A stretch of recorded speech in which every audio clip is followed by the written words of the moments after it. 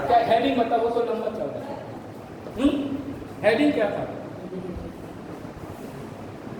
देखिए मैं बताता हूँ। जनप्रतिनिधि संस्थाओं के में अपराधियों के प्रवेश पर रोक, ये तो व्यवस्था, ये था ना। ये इंपॉर्टेंट क्यों है? आपने देखा है कि पिछले 30 वर्षों में, मैं कोट कर रहा हूं, पिछले 30 वर्षों में जनता ने यह महसूस किया है कि जो हमारे नीति विशेषज्ञ हैं, नीति बनाने वाले, उनमें भ्रष्टाचार पनपता जा रहा है धीरे धीरे। भ्रष्टाचार का मतलब केवल धन के भ्रष्टाचार से नहीं है, बूथ कैप्चरिंग, वोट ना डालने देना या अपने हिसाब से वोट डालना, मतलब by hook and crook, by any means, किसी भी तरह से राज्यसभा, विधानसभा या लोकसभा में पहुंचना, ये लोगों ने महसूस किया।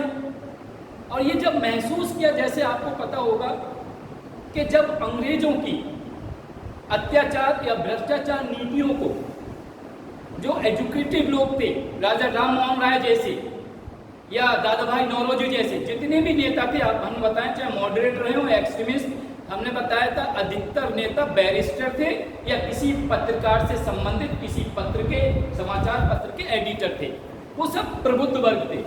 और उन्होंने क्या किया, प्रबुद्ध वर्ग ने, उन्हें मालूम था सब लोग पढ़े लिखे नहीं है, प्रबुद्ध वर्ग ने पहले अपने समाज में सुधार किए, उसके बाद भारतीय जनता को राजनीतिक रूप से तैयार करके अंग्रेजों के खिलाफ आंदोलन किए। इसी तरह पिछले 30 वर्षों ने जिस तरह से भ्रष्टाचार को बढ़ावा दिया, तो प्रबुद्ध वर्ग मतलब पढ़े लिखे और बुद्धिजीवी लोगों ने क्या किया, उन्होंने सीधा चीफ जस्टिस ऑफ इंडिया को लिखा।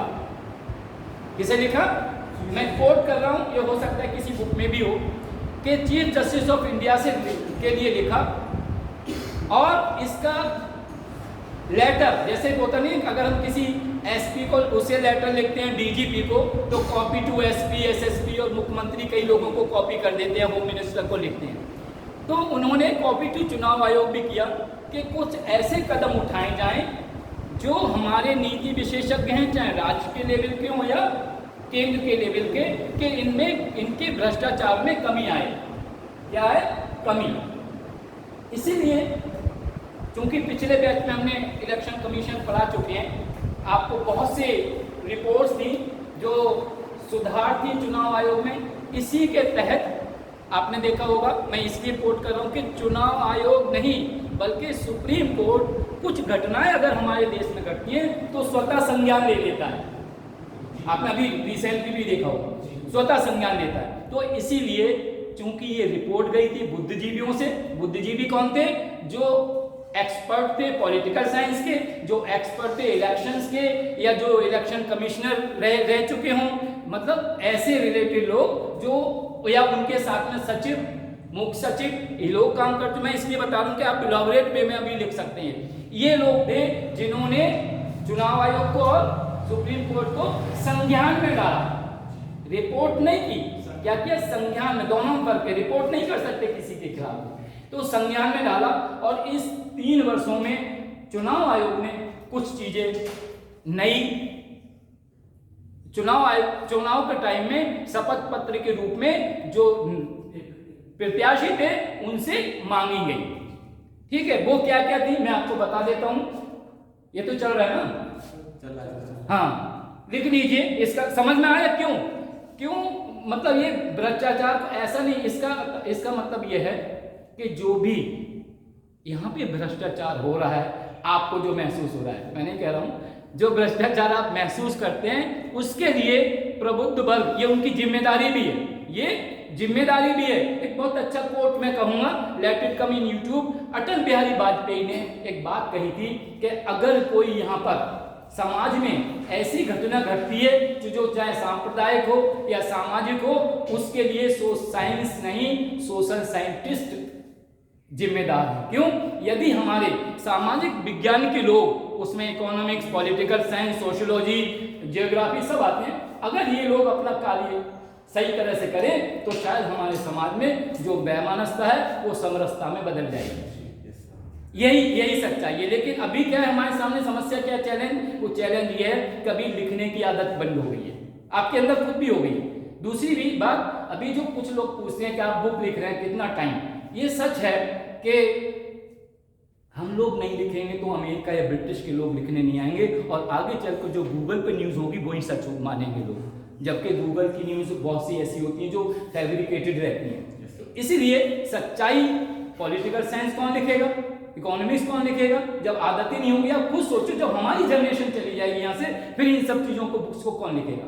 प्रैक्टिस खत्म, जो आपको परोसा जा रहा है मीडिया पे वही आप सच मानोगे। बात सही है? तो वो पीढ़ी के लिए बड़ी जिम्मेदारी है। इसलिए प्रबुद्ध वर्ग ने जब रिपोर्ट की इन सब चीजों को, तो एक और चीजों में बताना पाऊंगा, सुप्रीम कोर्ट ने जब संज्ञान लिया तो हमने अब तक पढ़ाया था 19 आर्टिकल 19 जो पढ़ाया था उसका उलट देखिए। आर्टिकल 19 में आपने कहा, क्या कहा कि आपको सम्मेलन करने की आजादी है। ये कहा शस्त्र वगैरह साथ में नहीं होना चाहिए, कहीं भी भ्रमण की आजादी है, ये सब आजादी थी, सात आजादी। लेकिन एक इसमें उलट देखिए, हम पूछ रहे हैं आपको भ्रमण की आजादी क्यों दें, हम कह रहे हैं सम्मेलन की आजादी क्यों दें। या आप हमसे पूछ सकते हो हमें शस्त्र की, जब अमेरिका में है, अमेरिका से हमने शस्त्र का लाइसेंस क्यों नहीं लिया कि हम आजादी होना चाहिए। या हमें एक दूसरे से, आज जैसे अभी है कि हम तमिलनाडु में जब भाषा ही नहीं जानते वहां शिफ्ट क्यों हूं। उल्टा देखिए, उसे हर चीज का नेगेटिव देखिए, नेगेटिव पहलू 19 का।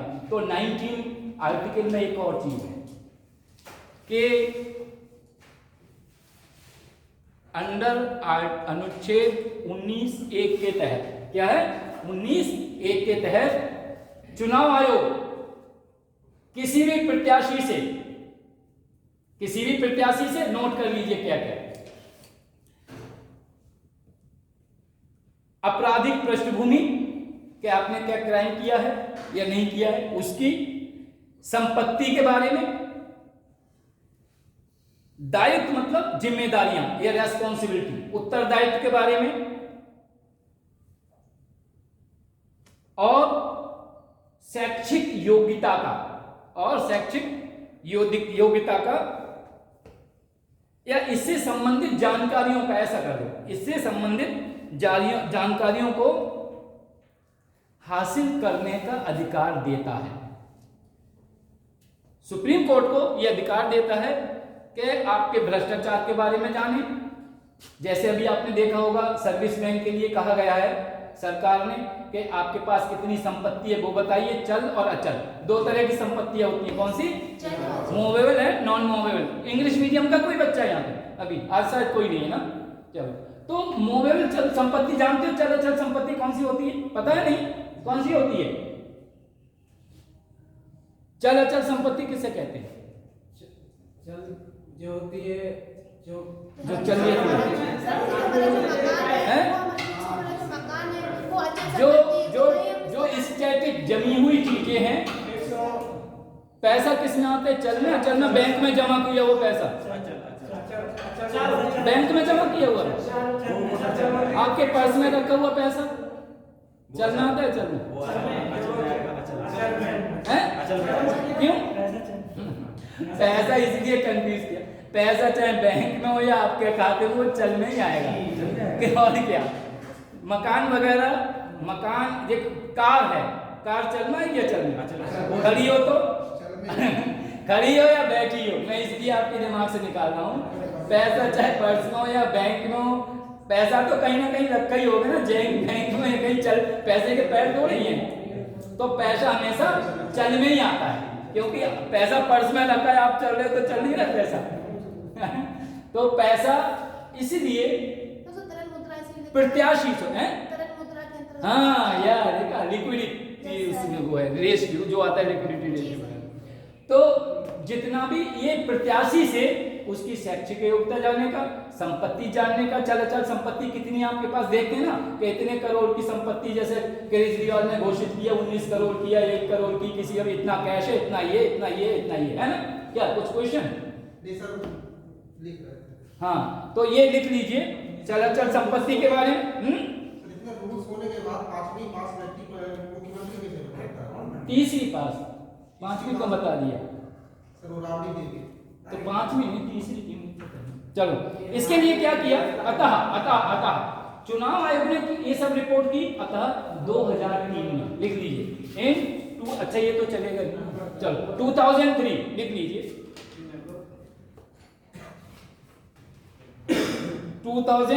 31 मार्च 2003 ऐसे लिख लीजिए को चुनाव आयोग ने दिशा निर्देश जारी किए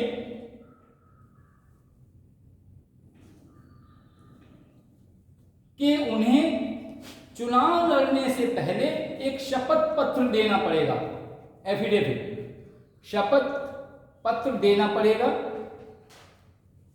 इसका मतलब जितने भी ये जो फॉर्म भरे गए 2003 के बाद भरे गए, ठीक है, 2003 के बाद, उसमें क्या क्या, नंबर 1 उसमें जानकारी क्या चाहिए,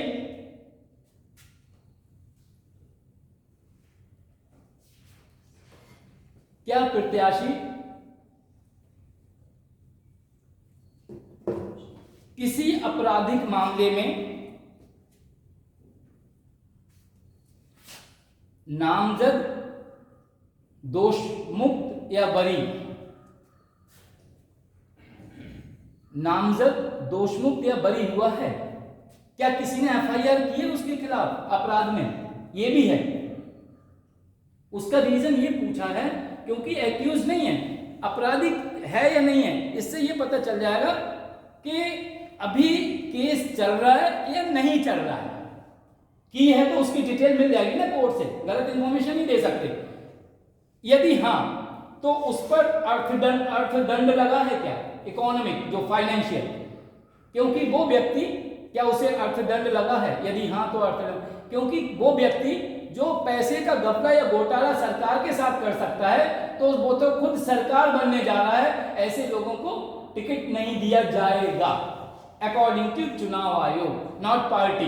पार्टी का एजेंडा नहीं है ये चुनाव आयोग कह रहा है कि अर्थदंड तो नहीं लगा है, जो आदमी पैसे का भ्रष्टाचार करता है इसका मतलब देश के साथ कुछ भी कर सकता है। एक तो ये है, अथवा उसे सजा सुनाई गई है,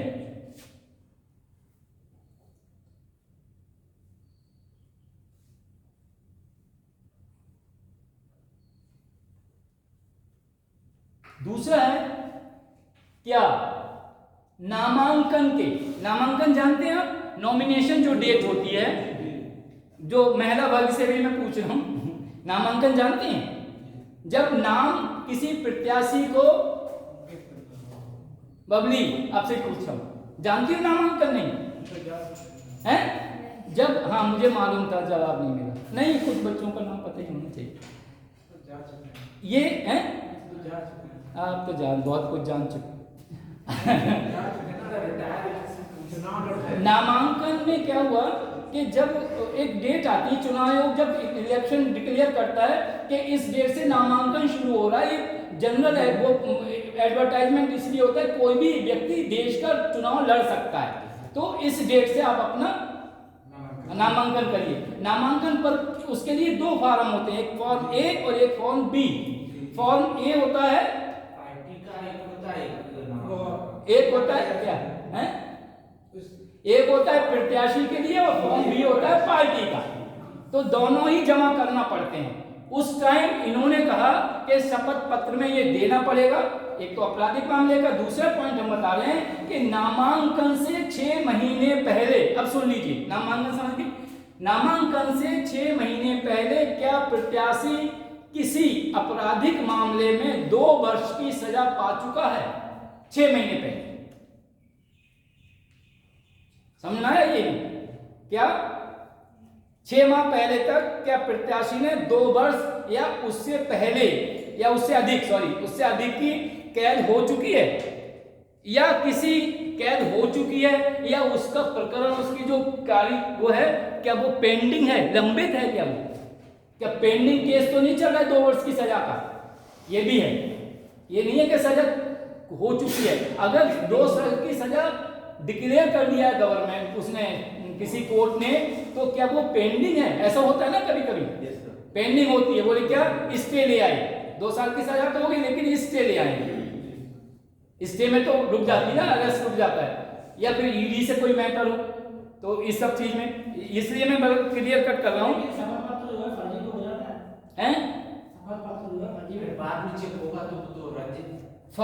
शपथ पत्र का मतलब यह है कि आपने रिटन में, शपथ पत्र का मतलब संविधान की शपथ है एक तरह से, अब वो नोटरी उसके लिए प्रूव करके देता है। अगर शपथ पत्र झूठा होता है तो जैसे एक ये से चेक वो है, शपथ पत्र झूठा हो गया, दूसरा आपने चेक दे दिया आपको, आपका चेक बाउंस हो गया, पैसा नहीं था, हो जाता है। तो इन सब में आजकल कोर्ट के में जा सकते हैं, रिपोर्ट कर सकता है, और कोर्ट में अगर गए तो उसकी सजा है।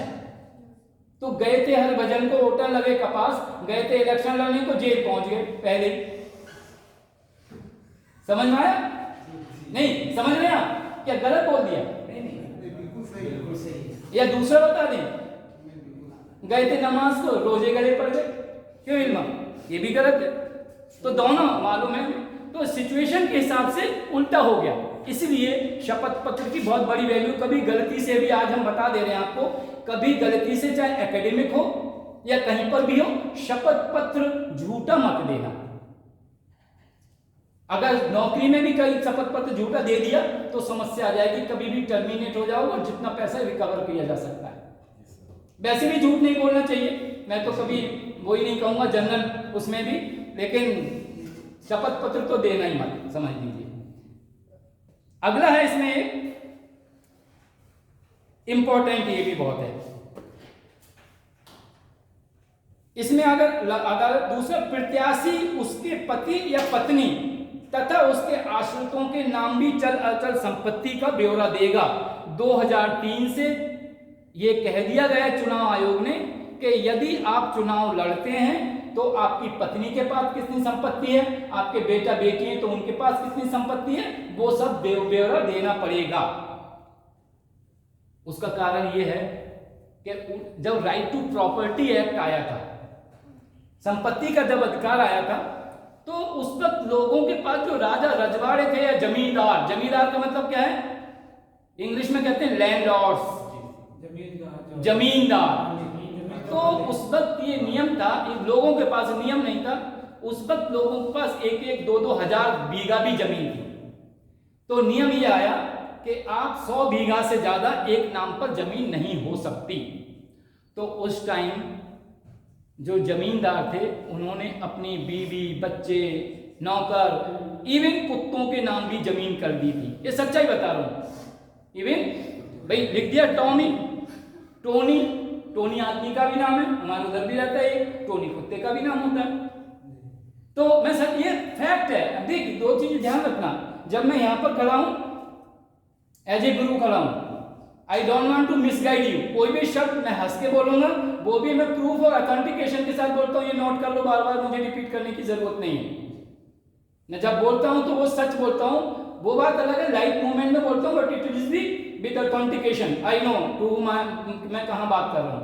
तो उन्होंने, लोगों ने ऐसा किया, इसीलिए सरकार ने आज भी, आपने देखा होगा क्या करते हैं बहुत से लोग, मैं सच्चाई बता रहा हूं, कि जिनके बाप बेटे जैसे अभी कर देते हैं कि बोले तुम पे प्रॉपर्टी ज्यादा हो गई, भले ही साथ रह रहे एक कमरे में, लेकिन अखबार में निकाल देंगे कि मेरे बेटे से मेरा कोई संबंध नहीं है, इनके साथ जो लेना देना है वो ये जाने, मैं इसका जिम्मेदार नहीं हूं। लिखते हैं, क्यों लिखते हैं? क्या कभी ऐसा हो सकता है बाप कभी अपने बेटे से अलग हो जाए? लोग तो अपने बेटे के खातिर राजा से रंग बनने को तैयार रहते होगा, लेकिन ये सब क्या होता है, इसीलिए चुनाव आयोग ने कहा कि क्या उसमें देखो 2 चीजें, वो टॉपिक अलग है, सोशल साइंस का टॉपिक है, लेकिन सोशियोलॉजी का, लेकिन कंडीशन आई कैसे? कहीं ना कहीं तो कमी है ना दोनों में। मैंने कहा कि अगर कचहरी में कोई केस जाता है तो एक ही तो सच होगा, एक झूठा होगा, ये तो 100% सही है। इसका मतलब आधे जो वकील है वो झूठा केस लड़ रहे हैं, आधे सच्चा लड़ रहे हैं, एक ही तो सच्चा होगा ना। अगर और एक चीज और बताऊं, जब आपका दिल और दिमाग में ही फर्क है, आपका कहते हैं दिल जो गवाही करे वो दिल हमेशा सच्चा बोलता है। जैसे आप मंदिर जा रहे हैं या मस्जिद जा रहे हैं, अगर आपको पता है कि गाय भैंस या कुत्ता कोई गया या गंदगी आपके पैरों पे लगी है, अगर आपको फील हो रहा नहीं है, श्रद्धा ऐसी हो रही है, तो आप जा सकते हैं।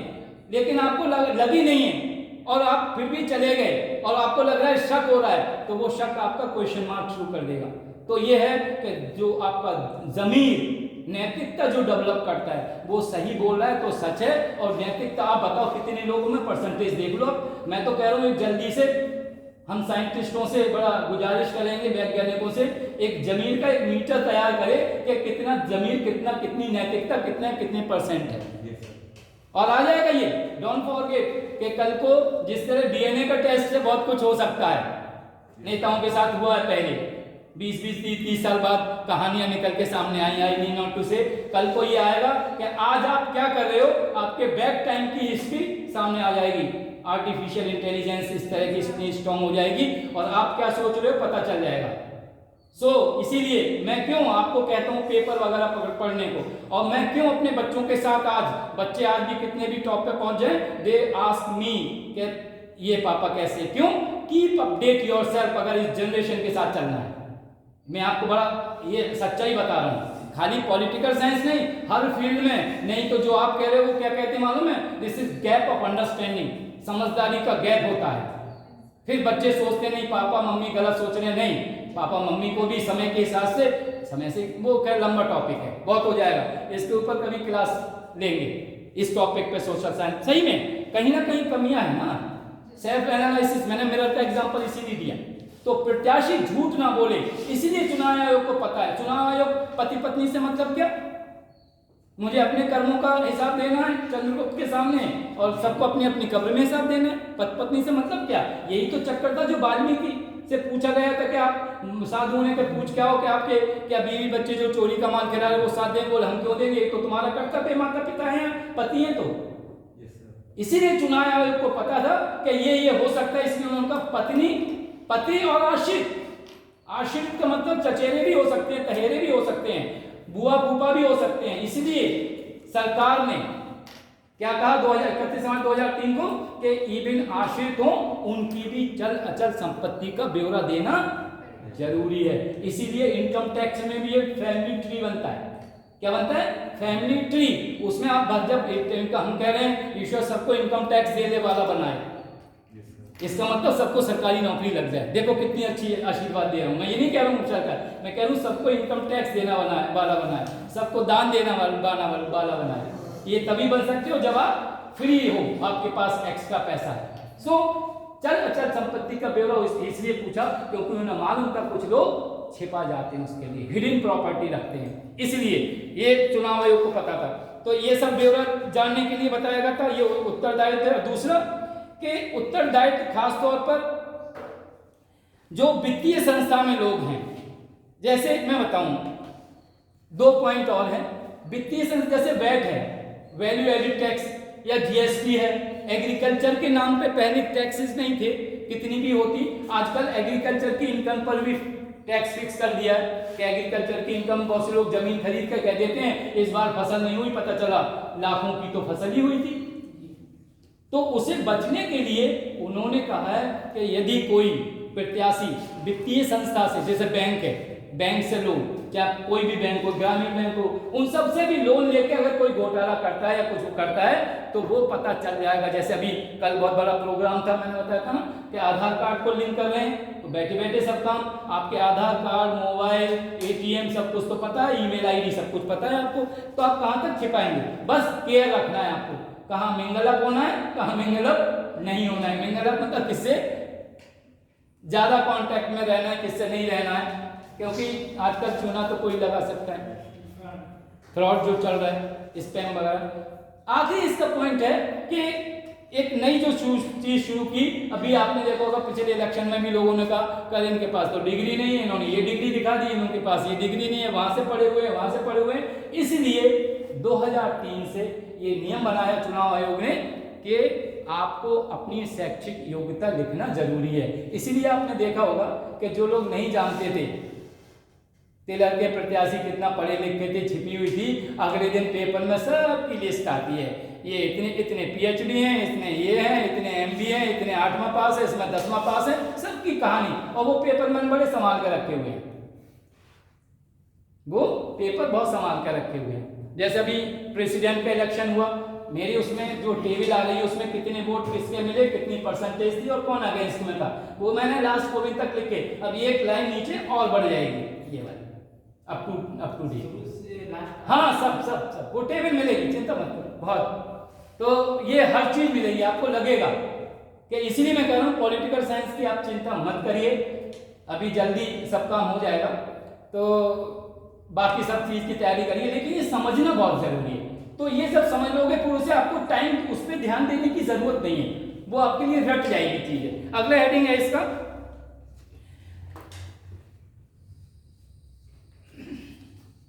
पद रिक्तता, मतलब ये तो सीट कैसे वैकेंट होती है। अब छोटे छोटे हेडिंग है, ये ज्यादा डिटेल वाला खत्म हुआ है।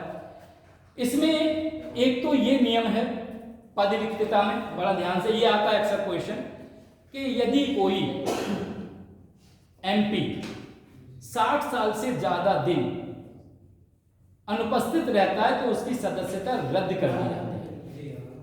ठीक है, कितने 60 दिन से, 60 दिन का 60 दिन से, हाँ 60।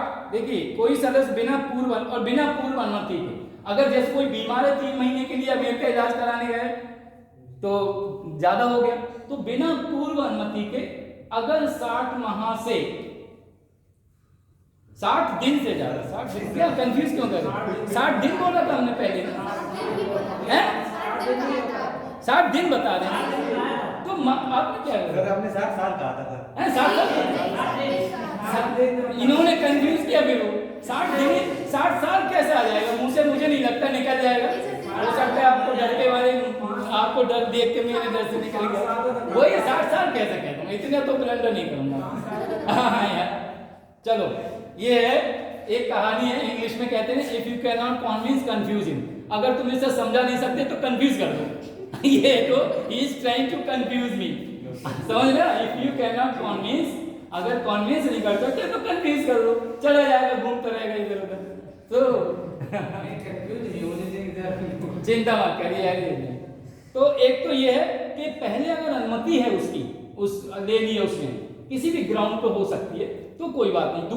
दूसरा पॉइंट है, 2 ही पॉइंट है कि अगर वो त्याग पत्र दे दे तो रिक्त हो जाएगी सीट। अच्छा ये पॉइंट क्यों लिखवाएं? क्योंकि रिक्त हो जाएगी तो उसकी जगह दूसरा कोई लेगा तो इलेक्शन होगा, जिसे हम उपचुनाव कहते हैं। ठीक है, तो इसलिए बताएगा। अगला है इसका कार्यकाल। कार्यकाल क्या है? इसमें पूरी संसद उसके बारे में बताया गया कि 5 साल का होता है कार्यकाल। ठीक है, इसमें अगला पॉइंट है कि प्रधानमंत्री के परामर्श से राष्ट्रपति द्वारा लोकसभा को समय से पूर्व भंग किया जा सकता है। ठीक है, और ये 9 बार हुआ है, ये इंपॉर्टेंट है। ये बाकी तो सब कितनी बार हुआ है? 9 बार। लिख लो कब कब? 1970। देखिए मैं बता दूंगा इनका रीजन भी क्यों हुआ है। अब तक लोकसभा भंग जो है 9 बार हुई है। एक हुई है 1970 में, इंडो पाक वार चल रहा था। 1977 में इमरजेंसी थी। 1979 में चौधरी चरण सिंह, आपको पता है, 1 साल के लिए रहे थे, वो भी अविश्वास नाम। लिख लो, ये सही है। अगला हुआ है 1984 में। रीजन देख लो हर चीज के, ध्यान रहेगा। 1970 वाला इंडो पाक वार, बांग्लादेश पाकिस्तान इंडिया का युद्ध चल रहा था। 77 में इमरजेंसी थी, आपको पता ही है। 79 में फ्रंट, हाँ, जनता दल की गवर्नमेंट नहीं चल पाई थी, वो सब हुआ था। 1984 में आपको पता है दंगे हुए थे। 1989 में फिर थर्ड फ्रंट की सरकार बनी थी, जो मंडल का असर हुआ था, मंडल कमीशन का। 84 में 1989 में हुआ। फिर लिखिए 1991 में जब कांग्रेस की सरकार आई थी बाद में, फिर 1997 में, फिर 1999 में और 2004 में। कितने हो गए? सर 2004 में क्या रीजन रहा था? 2004 में भी आपको नहीं पता इलेक्शन हुआ था, सरकार गई थी। 2000 गवर्नमेंट किसकी थी? गवर्नमेंट मालूम है? बीजेपी की गवर्नमेंट, हाँ अटल बिहारी वाजपेयी, तभी तो 2004 से 2013 तक 14 तक कांग्रेस की सरकार 2 टेन्योर रही थी ना। उसके बाद सरप्री आए थे। वैसे तो कांग्रेस से बढ़िया गवर्नमेंट किसी ने नहीं चला पाई। आप बराबर में बैठना नहीं चाह रहे थे, हमने कहा इधर बिठा दो पहले ही, क्यों कर रहे हो, पंगे ले रहे हो। और एक इम्पॉर्टेंट चीज इसमें ये थी,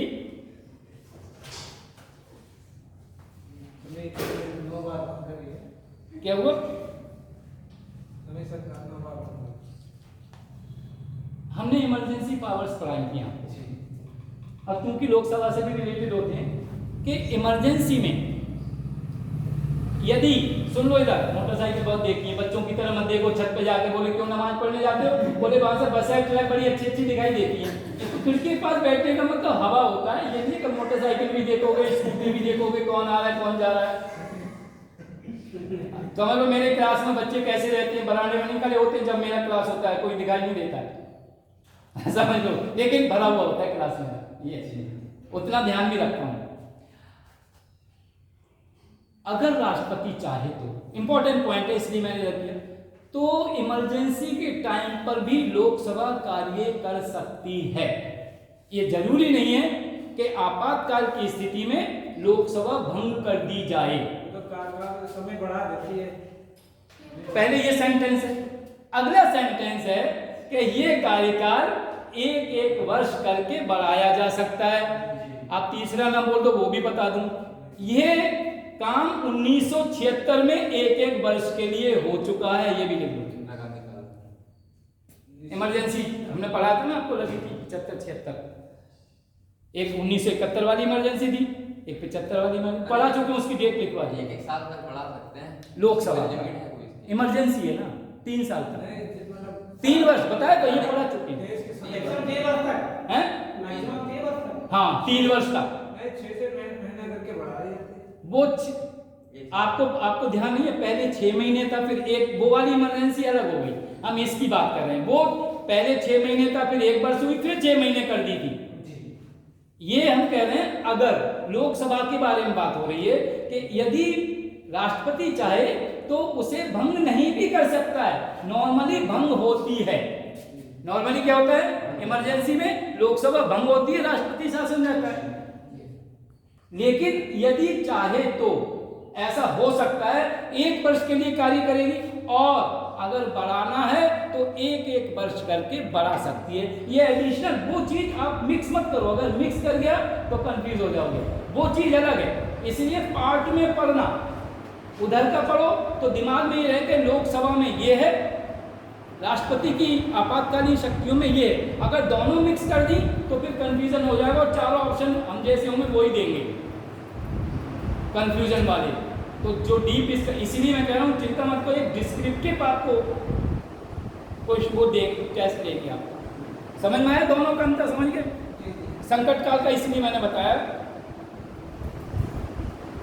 अच्छा, इसमें दिया हुआ है, आप कह रहे कितनी वर्ष, वो 3 वर्ष है, ये 2 बार बढ़ाया जा सकता है केवल, इसका नोट कर लो, ये केवल 2 बार बढ़ाया सकता है, और वो 3 बार बढ़ाया जा सकता है 3 वर्ष तक, 3 बार नहीं, 3 वर्ष तक, 6-6 महीने के लिए। उससे वो मत लिखो, आप ये लिखो ना, वो तो उस जगह लिखा होगा आपका जो हमने पढ़ाया था, वो इमरजेंसी, रिपीट, ये कंफ्यूजन दूर कर दें, वो इमरजेंसी 6 महीने की थी, फिर सरकार ने कहा नहीं 1 साल के लिए इमरजेंसी के लिए कर दो, फिर बोले नहीं, फिर उन्होंने 6-6 महीने के लिए किया, जो कि 3 वर्ष तक बढ़ाया जा सकता है आपातकाल की स्थिति में राष्ट्रपति की शक्तियों में।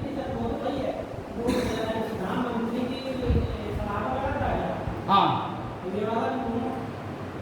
सलाह तो प्रधानमंत्री की, क्योंकि प्रजातंत्र में गवर्नमेंट तो प्रधानमंत्री और कैबिनेट ही है। यही तो हुआ था 1977 में, मैं गड़े मुर्दा नहीं उखाड़ना चाहता कि इमरजेंसी जो लगाई थी इंदिरा गांधी ने इमरजेंसी लगाई, नॉर्मली ये सुनने में आता है। अब जो पढ़ते हैं उनसे पूछो कि प्रधानमंत्री इमरजेंसी लगा सकता है? आपने न्यूज में सुना होगा, नहीं पढ़ा भी होगा, न्यूज में डिबेट पे सुना होगा कि इंदिरा गांधी ने इमरजेंसी लगवाई थी, ये तो सुना है। ये 100% सुना, ये मुझे पता है। अब मुझे आप बताइए, आज पॉलिटिकल साइंस के स्टूडेंट हो, आज भले ही आप एमएससी को, क्या प्रधानमंत्री में पावर इमरजेंसी लगवा सकती है? लेकिन जो आपने पूछा कि प्रधानमंत्री के परामर्श से ही राष्ट्रपति इमरजेंसी लगाता है, इसलिए उनका नाम होता है।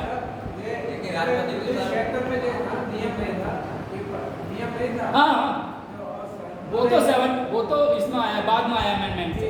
लेकिन अभी वो छोड़िए, अब वो नहीं, अब ये दोनों कंफ्यूज हो जाओगे। समझ में आए ये दोनों चीजें? पार्टी का होता तो ये कहना मत, राष्ट्रपति पार्टी का होता है, पार्टी का बना दिया लोगों ने जबरदस्ती कह के। लेकिन उनकी बात जैसे मैं डेली कहूँ, क्या नाम है आपका? शुभम आनंद। अब मैं डेली हर क्लास में कहूँ कि मैं शुभम आनंद को बहुत पसंद करता हूँ, डेली कहता रहूँ, पूरे क्लास को ये पता चल जाएगा कि वास्तव में ये शुभम आनंद को पसंद करते हैं। सही है? यही है कि लोगों ने ऐसा ठप्पा लगा दिया है कि हमारा राष्ट्रपति है, इससे एक दायरे में उन्होंने खड़ा कर दिया है कि राष्ट्रपति इनका है, मेरा नहीं है। अपोजिशन को जबरदस्ती, इसका मतलब एक आदमी को मैंने कह दिया, बाकी सब नाराज। ये सच है। इसी के लिए कि भाई मेरे अम्बेडकर जी हैं, मेरे अटल बिहारी हैं, मेरे ये हैं, मेरे ये नहीं। भाई आपने नेशनल लेवल की पर्सनालिटी से खाली एक पर्टिकुलर कम्युनिटी में, पर्टिकुलर पार्टी में, पर्टिकुलर रिलीजन में सब चीज को सीमित कर रहे हो, इसका मतलब उनका बड़प्पन कम कर रहे हो आप। एम आई राइट? तो ये चीजें लोगों को समझ में नहीं आ रहा है, क्या मुझे नहीं पता। और बल्कि अब जो मुझसे अगर कोई कहता है, मैं इसीलिए आई हैव दैट एटीट्यूड, अगर मुझसे कोई किसी पैराफरी में, किसी रस्सी में, किसी दायरे में बांध कर रखता है, मैं बात नहीं करता हूँ, फिर मैं उसे उसी तरह का जवाब देता हूँ। इसीलिए कहता हूँ, अगर कोई बात करता है, किस नेचर की बात करता है, डिपेंड करता है। तो बहुत सी चीज़ें हैं, जबकि राष्ट्रपति ही इमरजेंसी लगाता है, परामर्श उसकी हो सकती है। अब उसमें फिर वही क्वेश्चन आ जाता है, क्या परामर्श के लिए बाध्य है राष्ट्रपति या नहीं बाध्य? बाध्य नहीं है परामर्श के लिए बाध्य नहीं। राष्ट्रपति के पास है पावर, लेकिन डर उसे एक ही है कि महाअभियोग ना लग जाए। और महाअभियोग का मतलब समझ रहे हो, कोई ना कोई इल्जाम होगा ना। डर ये नहीं है, डर है कि इल्जाम होगा और इतिहास में नाम आ जाएगा कि मेरे सो एंड सो ऊपर महाअभियोग लगा। इस डर से शरीफ आदमी कुछ बोलते नहीं। समझ आया? चलो नेक्स्ट, एक तो ये हो गया, संकट काल का हो गया, वर्ष का हो गया कि लोकसभा के अधिवेशन राष्ट्रपति द्वारा ही बुलाए जाते हैं और उसी के द्वारा स्थगित किए जाते हैं। अब देखो, ये भी एक नया पॉइंट है। हम जो अधिवेशन सेशन होते हैं, जो प्रथम सेशन लोकसभा का होता है, उसमें आपको पता है कि राष्ट्रपति अपना अभिभाषण देता नहीं देता है?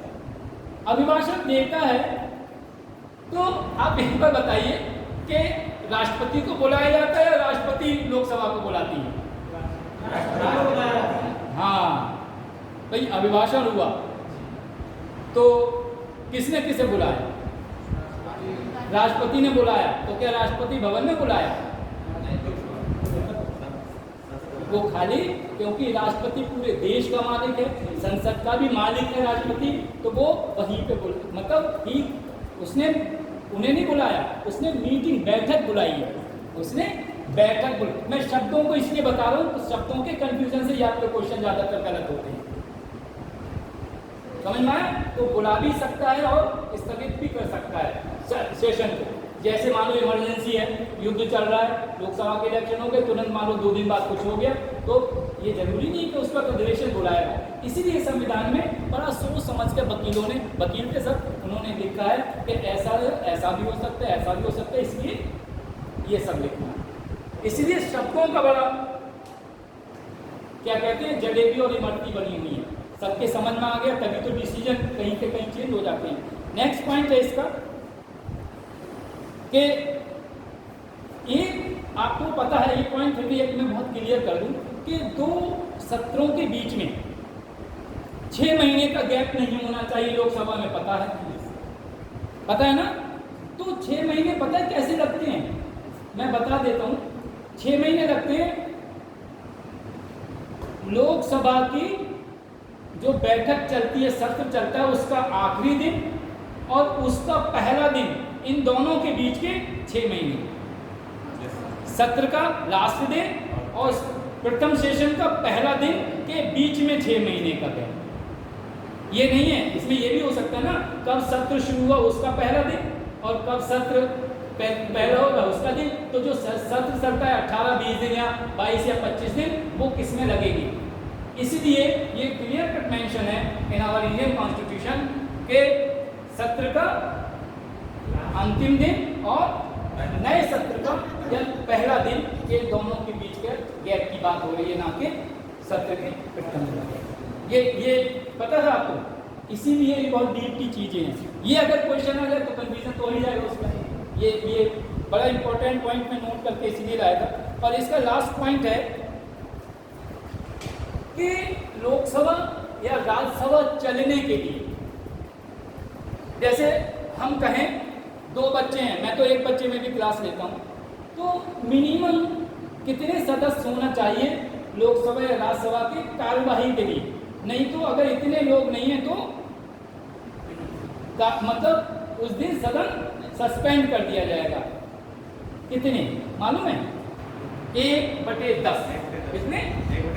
1/10 होना चाहिए।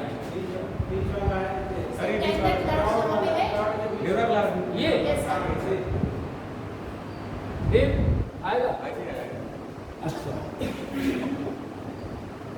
नहीं, कौन सा? वही कितना है? इसे कहते हैं कोरम या कोरम कहते हैं, सही है? या हिंदी में कहते हैं गणपूर्ति।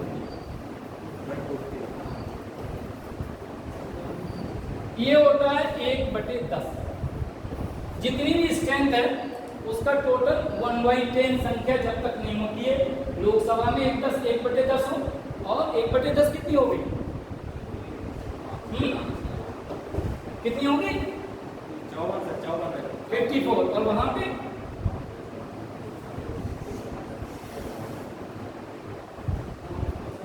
अरे 25 मान लो। ये कैसे जाएगा? कैंसिल क्यों? समझ में आया? तो ये गणपूर्ति कहलाती है। अगर 9 सदस्य, जैसे उसमें 54 की जगह 40 सदस्य हैं, तो उस दिन सेशन नहीं चलेगा। कोरम इसे बोलते हैं। और इसका अगला पॉइंट है संसद सदस्यों के विशेषाधिकार। संसद सदस्यों के विशेषाधिकार।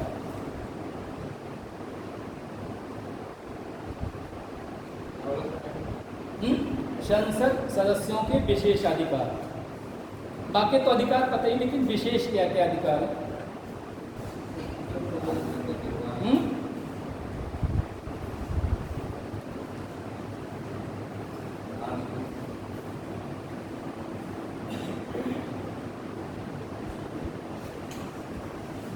चलो, बड़ा इंपॉर्टेंट पॉइंट है।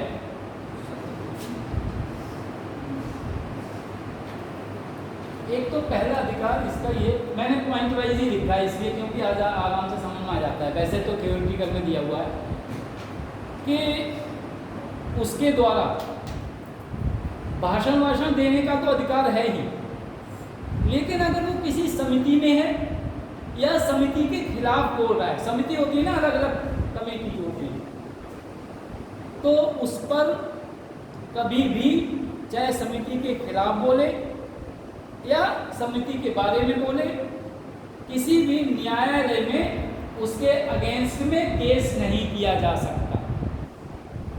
संसद सदस्य को भाषण देने की स्वतंत्रता है, एक ये लिख लीजिए। दूसरा, यदि वो किसी समिति के पक्ष या विपक्ष में बोलता है तब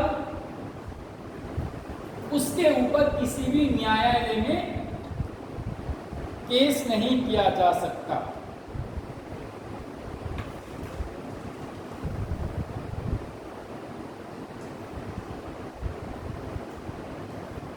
अगला है कि यदि किसी संसद सदस्य के ऊपर कोई केस है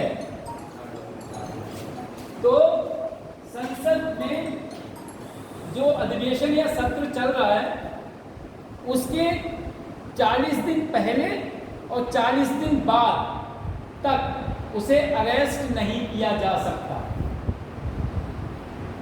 अगर सत्र चल रहा है, सत्र होते हैं ना, मानसून सत्र, विंटर, वो सब होते हैं, तो अगर सत्र चल रहा है तो पहले से ही डिक्लेयर होता है, जैसे ना प्रोग्राम आ जाता है, एडमिशन की डेट, एग्जामिनेशन की डेट, फर्स्ट सेमेस्टर की, इसकी सबकी पूरा एकेडमिक कैलेंडर जैसे होता है, इसी तरह पार्लियामेंट का पूरा कैलेंडर आ जाता है।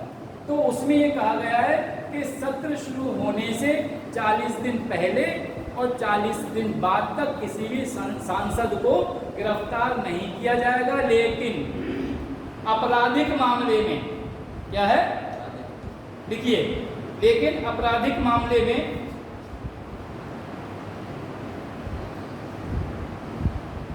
आपराधिक कौन सी, फौजदारी, फौजदारी, लेकिन फौजदारी के केस में उसे बंदी बनाया जा सकता है। फौजदारी क्या होता है, मारपीट या फिर क्राइम, क्रिमिनल जो रिलेटेड होती हैं, इवन मर्डर ऑल्सो, किसी भी इस तरह का केस है, सिविल कोर्ट, सिविल केस है कोई बात नहीं, अगर क्रिमिनल केस है तो उसे बंदी बनाया जा सकता है। वहाँ पे 40 दिन की कोई भी समय सीमा नहीं है, ठीक है। किसी मुख्यमंत्री का आपराधिक केस आए तो कहीं ये मुख्यमंत्री जनता उसके बाद क्यों वापस ले लेंगे, क्यों नहीं करता है ये वापस ले जी सर। ये होता है कौन सा एक्ट होता है जो लीडर्स के केस वापस कर दिए जाते हैं, जैसा हमें योगी परिवार मुख्यमंत्री बदले तो ऊपर सबके अंदर से अरे ये योगी जितने भी लीडर हुए हैं सभी पर वापस कर दिए जाते हैं, और मुख्यमंत्री चाहे तो वापस करवा भी सकता है। नहीं कोई तो क्या चाहते हो, लेकिन सर इसके खिलाफ आपत्ति तो भी जाती है ना सर, जो पहले में सरकार का ये उनके लिए प्रिविलेज दिया गया है, जिससे मेरे एमपी के सब केस वापस कर ले, उन्हें बाद में मंत्री मुख्यमंत्री बनाया जा सके। संविधान में छूट दी गई है ये हमारे 302 का केस है, 302 का केस है, तो इसके लिए नहीं, किसने कहा 302 के केस को वापस कर देते, नहीं क्यों मानोगे, 302 का हो ही नहीं सकता, फौजदारी का है, सिविल केसेस होते हैं या छोटे मोटे, उसकी एक लिमिटेशंस होती है जिसकी आप बात कर रहे हो। ऐसा नहीं कोई भी केस वापस हो जाएगा, जैसे अभी क्रिमिनल केस में एमपी है लेकिन नहीं होगा वापस। इसी तरह डिपेंड करता है, जैसे एक चीज़ और है, जैसे पॉलिटिकल केसेज हैं, 2 महीने को 2 घंटे को अरेस्ट किया, 5 घंटे को अरेस्ट किया, तुरंत छोड़ दिया, तो ये पॉलिटिकल केस होते हैं। आपको पता है जब महात्मा गांधी जी ने सविनय अवज्ञा आंदोलन शुरू किया था, उस टाइम ये भी एक पॉइंट था कि जो भी राजनीतिक बंदी बनाए गए हैं, सुन लीजिए, राजनीतिक बंदी, उनके ऊपर से सब केस हटाए जाएं। जो 11 सूत्रीय उनका कार्यक्रम था, जिसमें माना कुछ पॉइंट माने, कुछ नहीं माने गए थे। तो ये जितने केस होते हैं वे क्रिमिनल केस नहीं होते हैं। अगर क्रिमिनल केस होते तो आप हमसे ये सब बातें यूट्यूब पर मत पूछा करें, तो अब तक ये जो केस चल रहे हैं पड़ोस में सब खत्म हो गए होते, जमानत भी हो गई होती। बात सही है। तो ये और पावर में क्या नहीं हो सकता बताइए। तो ये केस आप जो बोलते हो ये ऑफ द रिकॉर्ड पूछा करो, ऑफ द रिकॉर्ड, ठीक है। ये सब इस पे न मत, वो बता देंगे आपको, ऐसा नहीं है ये सब। और पता है शाम को ये अपलोड हो जाएगा, आप सर्विस के पीछे पड़े हो पूछ लीजिए, नहीं क्लास चलिए, हाँ कोई नहीं देखता क्लास चलने में। आजकल कट पेस्ट करके सब कुछ चल जाता है, उतना ही दिखाएंगे मीडिया वाले जितनी उनकी ज़रूरत है, ये हमें मालूम है। सर अपडेट रहता हूँ, बहुत अपडेट रहता हूँ। आपका फोटो नहीं आ रहा है मेरा फोटो आ रहा है। तो ये फैब्रिकेशन बहुत चल रहा है। अगला पॉइंट इसमें समझ में आएगी कि लोकसभा एवं राज्यपाल दो सॉरी क्या पॉइंट बोला था, हाँ संसद, हाँ ठीक है। अगला है, लास्ट पॉइंट है इसका,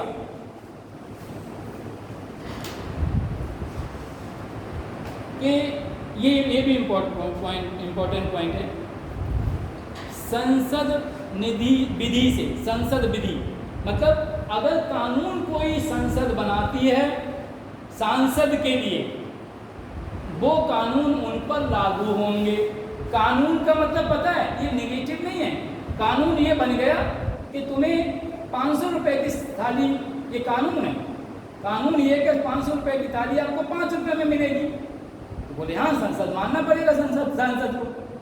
तो यदि कोई संसद कोई संसद नहीं, यदि संसद कोई कानून बनाती है तो उसके अंतर्गत वो सांसद स्वयं ही या स्वतः ही आ जाएंगे। ठीक, अगला इसका लास्ट पॉइंट है, मतलब ये पॉइंट है लास्ट इसका, फिर आता है नहीं समझेगा कोई विधि माने कानून, मैंने बताया तो ये विधि का नहीं समानता, ये कौन सी समानता? हाँ तो समानता उन लोगों के लिए ना, सांसदों के लिए समानता है, जनरल पब्लिक के लिए समानता थोड़ी है।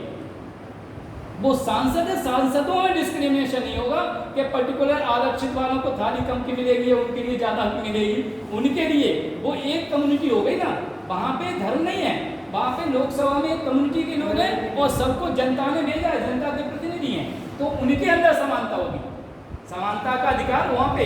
टीचर हैं, वहाँ समानता का अधिकार है, महिला हो या पुरुष हो बराबर तनख्वाह मिलेगी, वो सब समानता का। वोट देने का अधिकार मिलेगा, सामाजिक अधिकार मिलेंगे, जिसमें जिसकी छूट है वो अधिकार मिलेंगे, रिजर्वेशन के अधिकार मिलेंगे, राशन के अधिकार मिलेंगे, सामाजिक समानता।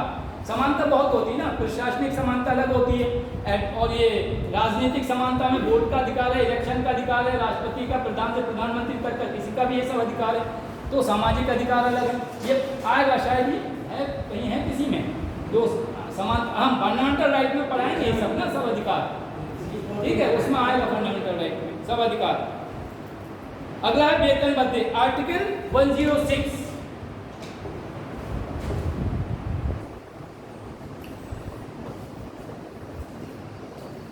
अनुच्छेद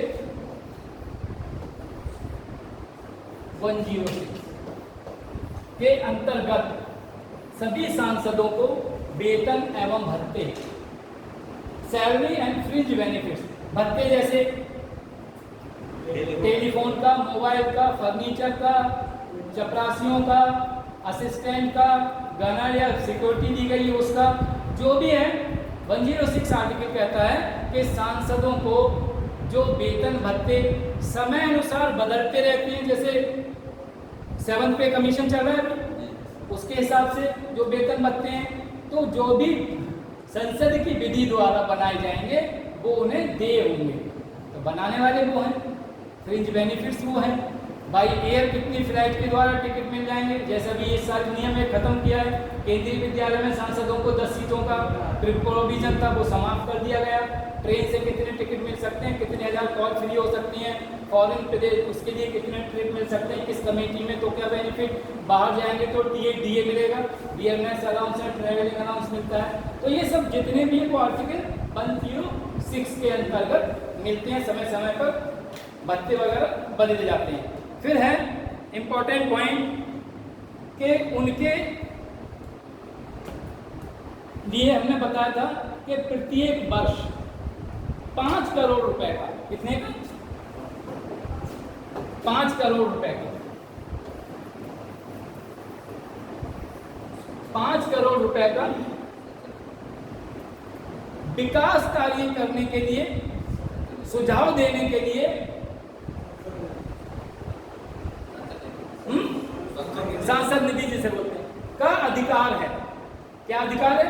ये सांसद निधि मिलती नहीं है, मैंने इसलिए सेंटेंस बोले कि प्रत्येक सांसद को 5 करोड़ रुपए तक के विकास कार्य करने के लिए सुझाव देने का अधिकार है।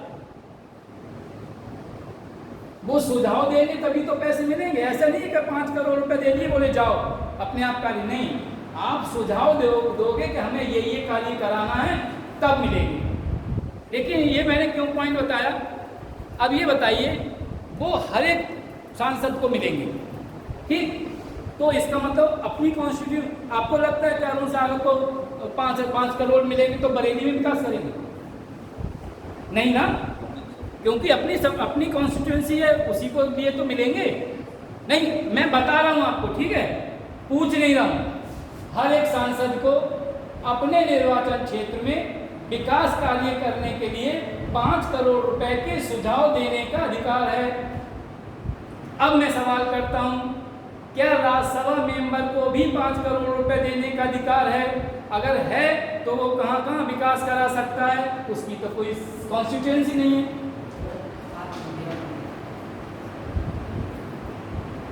हम बताते हैं, ध्यान से सुनिएगा ये बाइफर्केशन। प्रत्येक राज्यसभा सांसद को 5 करोड़ रुपए के विकास कार्य कराने के लिए राज्य के किसी भी क्षेत्र में, राज्य के किसी भी क्षेत्र में, कॉन्स्टिट्यूंसी नहीं उसके, विकास कार्य करने का अधिकार है राज्यसभा में। वो राज्य का है ना, कॉन्स्टिट्यूंसी नहीं है उसकी, उसी राज्य में। क्या हुआ? ये तो समस्या बन गई है। कितने अंतराल में ये सलाह देते हैं? हर साल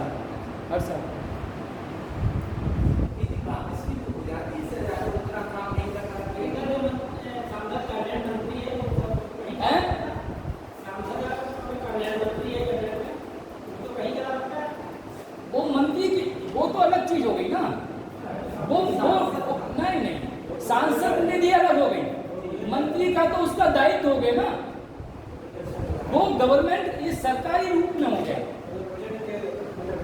वो बजट में आता है, क्योंकि जो भी बनाते हैं वित्त आयोग, भाई उद्योग लगाना है। स्वास्थ्य के बाद, जैसे कोविड के बाद में स्वास्थ्य मंत्रालय में ज्यादा वो हुआ है, इंजीनियरिंग कॉलेज में कम हो गया, जैसे नई बच्चे आए तो उसका बजट घटाया, इस क्षेत्र में बढ़ाना है। तो ये जो है, ये जो सांसद निधि है अपने क्षेत्र के लिए, जैसे विकास का कार्य, उन्हें लग रहा है महिला डिग्री कॉलेज होना चाहिए या कन्या इंटर कॉलेज होना चाहिए, पुल नहीं बन रहा है, सड़क कहीं प्रॉब्लम है, वैसे भले ही वो लोकल सड़क की बात हो रही है, national highway, state highway government का काम है, केंद्र सरकार का और राज्य सरकार का कार्य है। लेकिन ये जो मंत्री की बात करते हो, तो अगर कैबिनेट का है तो वो पूरे देश का है। अगर मंत्री वो उत्तर प्रदेश या पर्टिकुलर स्टेट का है तो पूरे राज्य का है। लेकिन इसी तरह से पूरे राज्य का राज्यसभा मेंबर है तो राज्य के किन्हीं भी चुनिंदा सेलेक्टेड एरिया में भी वो विकास कार्य करा सकता है। ये बाउंडेशन संसद के निधि के साथ में नहीं आती है।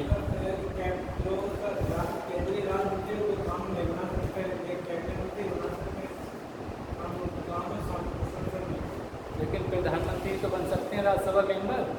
मनमोहन सिंह क्या थे? प्रधानमंत्री थे? नहीं थे, राज्यसभा के तो मेंबर थे। केंद्रीय राजनीति कानून नहीं होना, वो तो 3 मंत्री होते ना स्टेट में। देखिए, राज्य मंत्री जो होते हैं कैबिनेट मंत्री को असिस्ट करने के लिए, सहयोग के लिए, सहायता के लिए रखे गए। ये बताया था शायद हमने वो पार्लियामेंट पढ़ाई की था, हमें याद है और आपको याद नहीं रहता है। हमें मालूम है हमने क्या क्या पढ़ाया, हमने बताया था ये। और दूसरा एक और मंत्री होते हैं इंडिपेंडेंट चार्ज, स्वतंत्र प्रभार मंत्री। उनके लिए छोटे छोटे जैसे स्मॉल स्केल इंडस्ट्रीज है, बाल कल्याण है, ये सब सुधार गृह मंत्री या किसी को चार्ज दे दिया तो ये स्वतंत्र प्रभार होते हैं। कौन कानून प्रपोज करते हैं? केवल कैबिनेट बनाती है। भाई कितनी बार बताएं कि सरकार कैबिनेट है। यहाँ पर कैबिनेट का मतलब समझते हो, जो 10, 15, 20 मंत्री होते हैं। और उसके बाद हमने एक किचन कैबिनेट भी बताई थी, जो 3-4 मंत्री भी हो सकते, नहीं भी हो सकते, मंत्री साथ साथ रहते हैं, वो किचन कैबिनेट। हर एक आदमी किचन में आप ले जाओगे? किचन में कोई नहीं ले जाता है अपने, क्योंकि सब पोल किचन में ही खुली रहती है। क्यों? किचन में कहाँ कहाँ क्या चीज़ें रखती है किचन में सब पता रहता है, तो किचन कैबिनेट बोलते हैं इसके लिए। I written in my book that also. मेहनत तो पूरी की है मैंने। उस बार तो वापस हो जाता है, आपको दिखाना पड़ेगा। इसीलिए एक में एक और पॉइंट है कि कोई भी सांसद अपने रिश्तेदार को, ठेकेदार वगैरह या उसके लिए उसमें नहीं होना चाहिए। मैंने बताया ना उसमें प्रोविज़न है, दिखवाया था कल आपको कि उसमें ठेकेदार वगैरह या अपने रिश्तेदार को ठेका नहीं दे सकता। नहीं तो लोग क्या करते हैं, अपने किसी के रिश्तेदार का स्कूल खुलवाया, बोले चलो भाई शिक्षा के क्षेत्र में हम विकास कर रहे हैं, हमने NGO बनवाई हुई है। और मैं एक ही एग्जाम्पल दे रहा हूँ, बहुत लंबे लंबे एग्जाम्पल हैं। किसकी? पीए की बात मत सोचो, केवल सांसद की सोचो, ये रह जाएगा पीछे। पीए बनने की कोशिश क्यों कर रहे हो? हम समझ रहे हैं इंटेंशन, इनका गलत इंटेंशन है। नेक्स्ट एक और बड़ा इंपॉर्टेंट पॉइंट है कि कोई भी सांसद 10 लाख से अधिक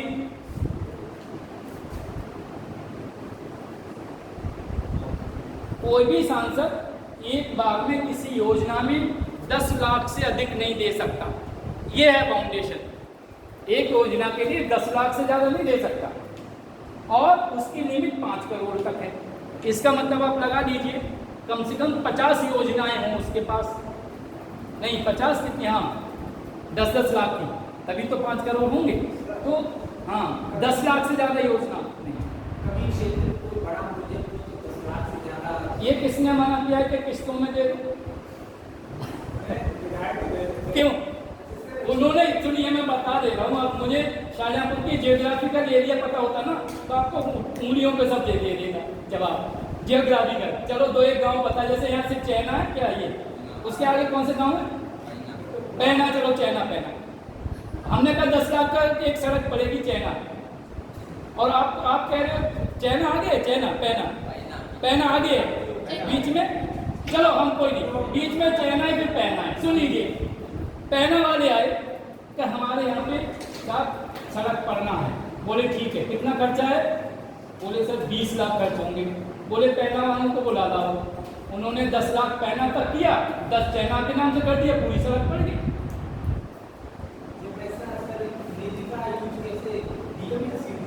नहीं, खुद ये पब्लिक डिमांड पर डीएमसीडीओ पैसा उनके थ्रू आ सकता है, लेकिन फिर होगा नेता इस नेता नहीं तो क्या ट्रांसफर कराना है?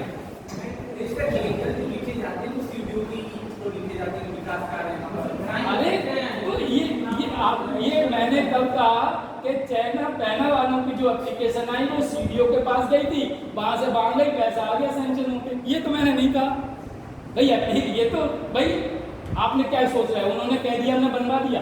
उनसे रिटर्न में भी मांगेंगे ना, लेटर ड्राफ्ट करिए, ये बनाइए, पूरा फॉर्मेट, इंजीनियर से नक्शा बनवाइए, ये बनवाइए, वो बनवाइए, पीडब्ल्यूडी में दीजिए, पीडब्ल्यूडी में जाएगा वो, इंजीनियर पास है। बहुत सी चीज़ें। अब आप, मुझे वही समझ में नहीं आ रहा है, आप नगर निगम पढ़ रहे हो, लोकल गवर्नमेंट पढ़ रहे हो, ये ऑफ द रिकॉर्ड बात करिए, मैं तो एक दिन में बहुत कुछ पढ़ा दूंगा आपको, समझ रहे हैं? ये तो वो जो पास होगा, ये तो उन्होंने प्रपोजल भेजा, लेकिन करेगा पीडब्ल्यूडी, पब्लिक वर्क्स डिपार्टमेंट होता है, उसी की जिम्मेदारी है ना। और उसको जो प्रोसीजर है वो आएगा, जो कानून के तहत ही सब काम आएगा, समझ गए? आयोग की बात नहीं कर रहे हैं, मतलब इंग्लिश में कमीशन की, आयोग की बात नहीं कर रहे कि कितना आयोग किसे मिलेगा। हिंदी अच्छी लग रही है, कभी उसमें पकड़ जाएंगे इंग्लिश बोलेंगे तो। ठीक है, नेक्स्ट पॉइंट, बड़ा ये लास्ट था कि सूत्र। अगला पॉइंट ये जो आपने पूछा था कि सांसद जो भी कार्य कराएंगे वो सरकारी संस्थाओं से कराएंगे। अगला पॉइंट है सरकारी एजेंसी से ही कराएंगे, सांसद निधि द्वारा किया हुआ। हमने बता तो दिया था वैसे ये पॉइंट आपको कि पीडब्ल्यूडी वगैरह सड़क का काम होगा वो देखेंगे, बिजली का काम खंबे वगैरह लगवाना है तो पीडब्ल्यूडी का इंजीन वो इलेक्ट्रिकल डिपार्टमेंट देखेगा, इलेक्ट्रॉनिक्स डिपार्टमेंट होता है, कंप्यूटर का काम होगा तो सिविल इंजीनियर होगा, उसके लिए होगा। तो सभी, अगला लास्ट पॉइंट यही है कि गवर्नमेंट जो एजेंसी हैं उनके ही थ्रू सब काम होंगे। और इसका लास्ट पॉइंट लिख दिए 23 दिसंबर 1993 को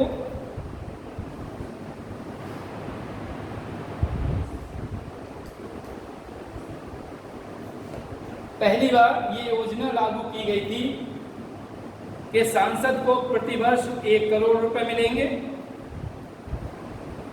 मतलब 1 करोड़ तक के। 23 दिसंबर 1993 को कितने रुपए मिलते थे? 1 करोड़ के विकास कार्य करने के सुझाव दे सकता था 5 वर्ष के लिए। बाद में ये 2 करोड़ हुआ और 2010 में ये 5 करोड़ हुआ है। कब से है ये 5 करोड़? 2010 से।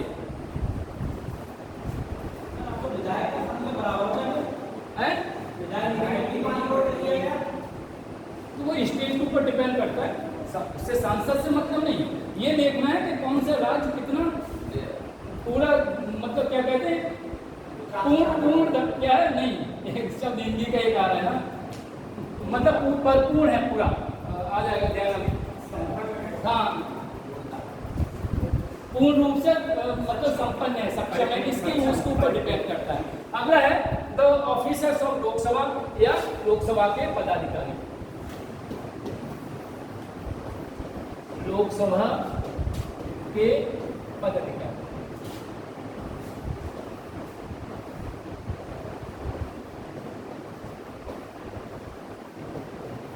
हमारे इल्मा को भी पता है, हमारे स्टूडेंट हैं, कि हम क्लास में ज़्यादा अच्छा लिखते नहीं हैं, क्योंकि गांधी जी अच्छा नहीं लिख पाते थे, बट ये वॉज लेकिन उसमें लिखेंगे ना टाइम बहुत वेस्ट हो जाता है, फिर बहुत से होते हैं। इसमें दो ऑफिसर होते हैं, एक अध्यक्ष होता है, एक उपाध्यक्ष होता है। संविधान के अनुच्छेद नंबर आर्टिकल नंबर 93 अनुच्छेद 93 के तहत ये प्रोविजन किया गया है कि संसद में लोकसभा में दो पदाधिकारी होंगे, एक होगा अध्यक्ष, एक होगा उपाध्यक्ष, ठीक है। और ये कौन होते हैं? अध्यक्ष उपाध्यक्ष जो चुने जाते हैं, तो जो संसद यहाँ से सांसद इनसे चुन के भेजते हैं ना, उन्हीं में से चुने जाते हैं। एक तो ये उन्हीं में से चुने जाते हैं। कौन चुनता है? सत्ताधारी पार्टी, बिना सत्ताधारी। या एक्चुअली नियम ये है कि ऐसा आदमी चुना जाता है जो निष्पक्ष हो, जो किसी का फेवर ना कर सके और सबको सर्वमान्य हो।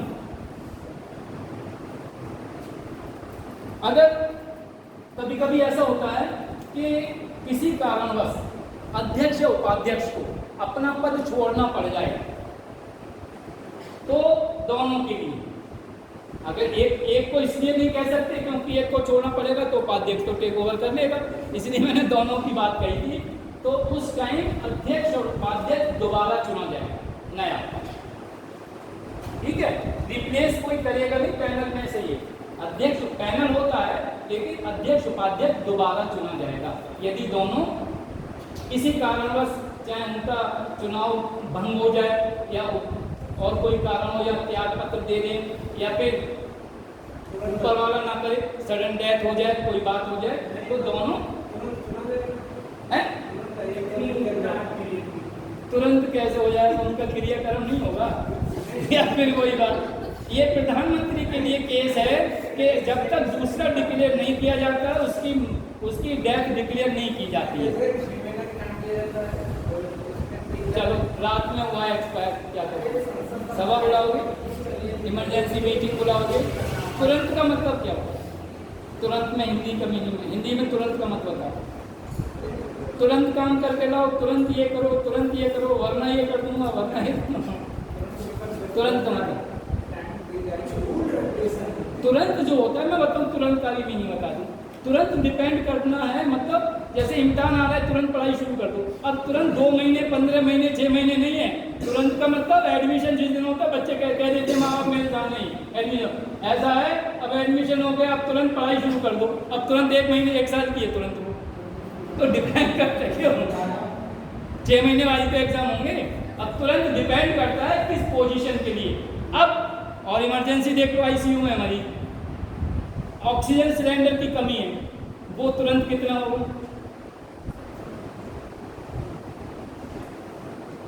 मैंने इन्हें जब भी बता चुके हैं पिछली क्लास में। आज the value of 1 year from the person who is failed, आज the value of 1 month from a farmer who lost his crops. मतलब 1 साल की वैल्यू उससे पूछिए। इंग्लिश जब बोलते हैं तो बकरी को नींद आने लगती है थोड़ा, कि 1 साल की कीमत उससे पूछिए कि जो फेल हुआ है बच्चा। 1 महीने की कीमत उस किसान से पूछिए जिसकी फसल नष्ट हो गई है, बरसात की वजह से देखोगे गेहूं पके खड़े हैं।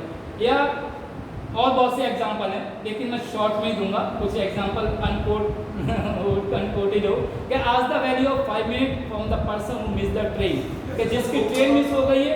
इसीलिए आईसीयू में तुरंत की बात हो रही है कि जिसका ऑक्सीजन सिलेंडर खत्म हो गया हो, उसके लिए 5 सेकंड की वैल्यू पता है कितनी होगी? तो डिपेंड करता है तुरंत किसके ऊपर है। अब इधर आ जाओ वापस आप मुझे लगता है पढ़ाई का एंटरटेनमेंट ज़्यादा करते ऐसा नहीं लगा है? मौसम के हिसाब से यू आर एंजॉइंग, ठीक। और एक इसमें एक जो है कि अगर अध्यक्ष, लोकसभा का अध्यक्ष, बड़े इंपॉर्टेंट पॉइंट बता रहा हूँ, अगर वो रिजाइन करता है तो किसे देगा? उसमें एक शर्त है कि अपने हस्ताक्षर द्वारा ही देगा रिजाइन। अब ये इसमें बड़ा टिपिकल केस है सब अपने हस्ताक्षर द्वारा। उसके भी आपको पता है कि हर एक, जैसे आप साइन करते हो चेक पे, तो आपके हस्ताक्षर उसमें पहले से फीड है फॉर्म में, जो वाला मैच करके देख लेते, नहीं तो फ्रॉड पकड़ा जाता है। इसी तरह अगर कोई दूसरा सिग्नेचर वगैरह कर रहा है तो वो तुरंत पकड़े जाएंगे। और उपाध्यक्ष अगर देता है तो वो अध्यक्ष को देगा, अध्यक्ष देता है तो उपाध्यक्ष को। ये दोनों पॉइंट है, क्योंकि अगर इसमें लिखा हो कि अध्यक्ष अगर कोई अपना रिजाइन करता है तो उसमें लिखा हो कि राष्ट्रपति को देगा, प्रधानमंत्री को देगा, है ना, या उपाध्यक्ष को देगा या किसी को, तो हो सकता है बहुत से लोग, क्योंकि वो कॉन्स्टिट्यूशनल पोस्ट है, राष्ट्रपति का लगा दें। समझ में आया? ये कंफ्यूजन वाली मैंने बता दिया एमसीक्यू। और ये कंफ्यूजन हो सकता है किसी को भी, लोकसभा का स्पीकर होने में इतना बड़ा चढ़ा के पढ़ाया गया है कि अरे साहब, जैसे कलकत्ता के बारे में 7th क्लास में पढ़ा रहे थे टीचर हमारे, जियोग्राफी भूगोल के, बहुत तारीफ का, इतना बड़ा है, वो राजधानी थी 1911 से पहले, और वो अंग्रेजों का गढ़ था, ये था। एक लड़का था हमारे साथ, बता सर कलकत्ता इंडिया से ही बड़ा है तो वो गुप्ता जी थे तो वो मदन नाम था, मदन में कलकत्ता में इंडिया है, इंडिया में कलकत्ता। तो इतनी भी कोई बोले स्पीकर ऑफ लोकसभा, तो क्या उपाध्यक्ष को क्यों देगा? राष्ट्रपति को देगा, टिक लगा दो, माइनस मार्किंग हो गई आपकी। इसीलिए मैंने कहा कि लोकसभा का स्पीकर किसे देगा? अपने हस्ताक्षर द्वारा। और ये लिखना जरूरी है, क्योंकि जहां आपका अगर क्वेश्चन आता है सिविल सर्विसेज के उसमें, तो ये अगर लिखते हैं he should give his resignation in his own hand writing and with his own signature, तो एग्जैक्ट वर्ड होता है, ठीक है, अपने हस्ताक्षर से ही देगा, और दोनों अपने हस्ताक्षर से देंगे। और ये लिख के लाया हूं, कहीं ना कहीं कोट है, ये मैं लिख के आया हूं, कोटेड है इसलिए। और लास्ट इसका पॉइंट है, अगर दोनों अध्यक्ष और उपाध्यक्ष लोकसभा से हटाए जाते हैं, मान लो दोनों से लोग नाराज हैं,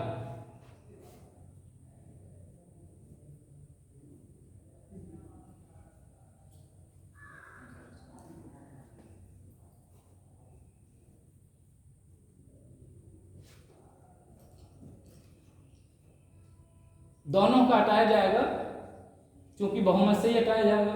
ऐसे में दोनों के लिए 14 दिन पूर्व सूचना देना पड़ेगी कि आपको आपके पदों से हटाया जा रहा है। कितने? 14 दिनों पूर्व उनके लिए बताया जाएगा कि आपको आपके पदों से हटाया जा रहा है। उस दिन क्या हुआ, हमने 49 देख लिए थे, 59 समझ के इसलिए बंद कर दिया था ना। Yes sir. ये प्रॉब्लम हो गई थी उस दिन, क्योंकि इसमें हम आपको सबूत दिखा दें, ब्लैक पोर्शन आ रहा है इसमें, है ना, टाइम का ब्लैक पोर्शन आ रहा है यहाँ पे। हम गलत नहीं बोल रहे हैं, I am very honest towards my time, है ना, तो नहीं वो अलग बात है, नहीं ये खत्म करूँगा मैं, एक लास्ट पॉइंट इसके बारे में, ठीक है। रिजाइन के बारे में वो दे दिया कि बहुमत के अलावा। और दूसरा है कि यदि लोकसभा भंग कर दी जाए, लोकसभा भंग कर दी जाए, तो लोकसभा स्पीकर जब तक दूसरी लोकसभा के इलेक्शन नहीं होते तब तक वो उसमें कार्य करता रहेगा, ठीक है, लिख दिया। एक और चीज बताऊंगा इसके बाद, फिर तब तक कार्य करता रहेगा, और नई लोकसभा में वो कार्य नहीं करेगा, क्योंकि हो सकता है वो हार गया हो।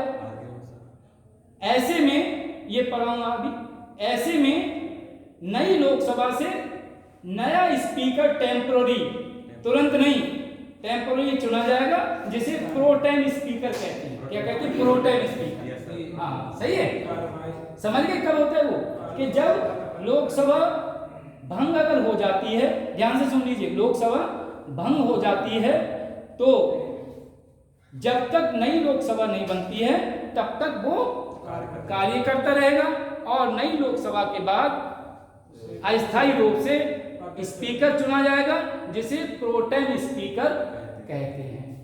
समझ में आ गया? और लास्ट पॉइंट इसका आज का, कुछ के समय के लिए होता है हैं कार्रवाई प्रोटेस्ट स्पीकर तो कुछ समय के लिए होता है। हाँ हाँ, वो टेम्पररी अस्थायी मैंने बता तो दिया और लिखित में लोगे क्या? अस्थायी का मतलब क्या? मैंने पहले ही दिन कहा मेरे शब्दों पर ध्यान दिया करो। मैं कभी मौका देता नहीं और मुझे खुशी होगी जिस दिन आप मेरे शब्द पकड़ोगे। स्लिप ऑफ टंग हो सकती है, जैसे अभी आपने 60 साल कर दिए, 60 साल का आदमी नहीं हो रहा है, 60 साल का वो कैसे हो जाएगा? लास्ट पॉइंट आज का, यदि किसी अध्यक्ष उपाध्यक्ष को पद से हटाने का विचार हो रहा है तो उस टाइम वो सभापति का काम नहीं करेगा। That's all for the day. अगर ये प्लान कर रहा है कि इसे हटाया जाएगा अध्यक्ष या उपाध्यक्ष, तो वो सभापतित्व का काम नहीं करेगा, उसकी जगह प्रोटेम स्पीकर चुन लिया जाएगा। समझ में आया नहीं? अगर उसे हटाने का प्लान है तो नहीं, क्योंकि हो सकता है नेताओं को इसलिए नहीं छोड़ा जाता कि इन्फ्लुएंस ना कर दें जेल से, ये हो सकता है वो अपना इन्फ्लुएंस दिखा सकता है। ऑफ द रिकॉर्ड कौन करेगा? इल्मा आप करोगे? ठीक है।